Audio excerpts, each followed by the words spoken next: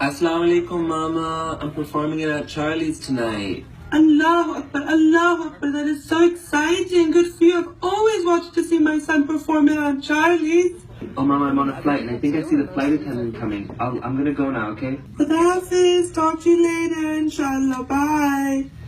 I'm sorry, sir. You have to leave the plane. You were speaking Arabian, and it made some of the passengers feel uncomfortable. What?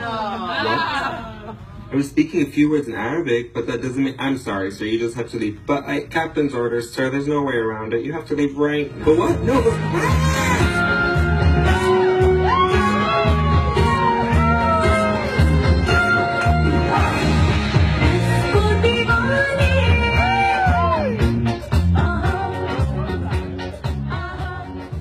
Hi, I'm Zulfikar Ali Bhutto.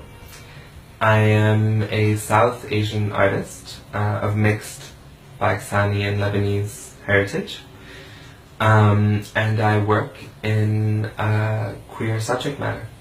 Like doing a performance on being a queer Muslim in the Castro in San Francisco, like so hard. Like who listens? They don't care. Like we have to be honest. They don't care. They don't know. They're not interested. But when you make it funny, they actually reflect on their own ideas. And then you start citing stereotypes. I'm a Muslim that was kicked off a plane.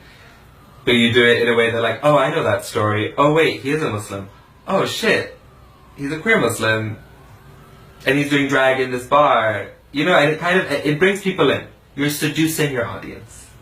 So going from Pakistan, where there's this idea of like, and a lot of nations have built this, especially ones that are ethnically formed, you know, it happens in India, it happens in Pakistan, but the strong Muslim, the strong Sikh, the strong Hindu, the strong Jew in the case of Israel, the strong Arab, you know, and the list goes on. Like there is this stereotype that the representative of the nation is a strong man. I mean, it's ridiculous.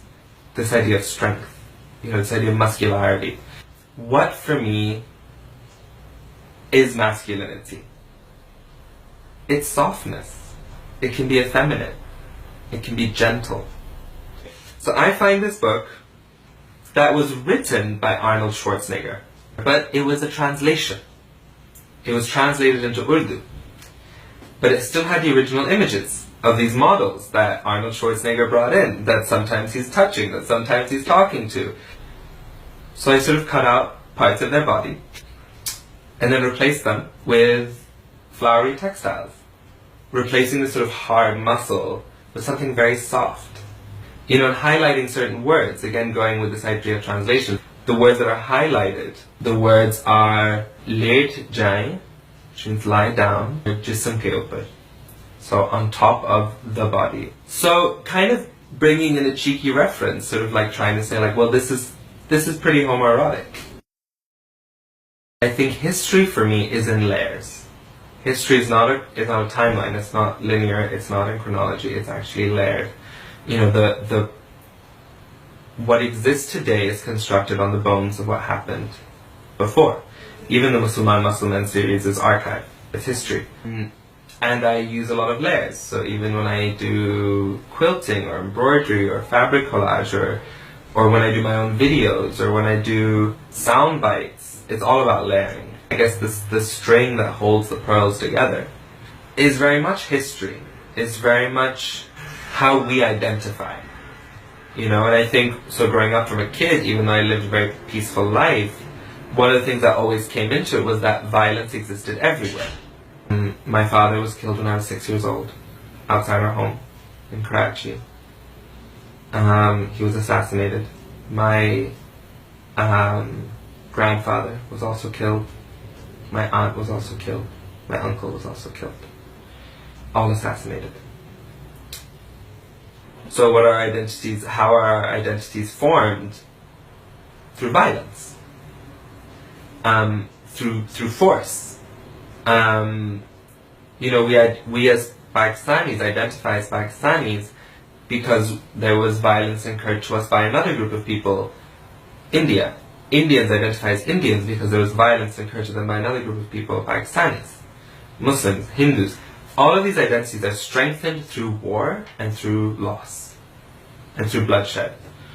Donald J. Trump is calling for a total and complete shutdown of Muslims entering the United States until our country's representatives can figure out what the hell is going on. So my performance was that I got up on a soapbox or a fruit crate, whatever, and I had a loudspeaker and I recited a poem called Muslim's Burden. In this poem, I spoke about why is being a Muslim such a political issue. It's not me. It's you, the white man. You have called me out. I am not a Muslim because I pray 5 times a day. I'm not a Muslim because I grow my beard. I'm not a Muslim because etc, etc, etc. I'm a Muslim because the white man tells me so. A lot of South Asians, a lot of people who have grown up with mixed lineage are in a third space. It's the liminal space, the space of transition, of translation, that in itself is a space worth existing in. It wasn't uncommon to have dal and hummus on the same table. Like, that's what we did. And so we exist in third cultures. You know, we don't exist in one or the other. We exist in one that we have to make and adjust to ourselves. And I think that's part of being queer, is that DIY aesthetic, making your own space. We are super grateful to have this artist's art here. It was the first one we chose for 2017, and we're just really, really proud that we have his art up on our walls. Everyone, please give a big round of applause to Zulfikar Ali Bhutto.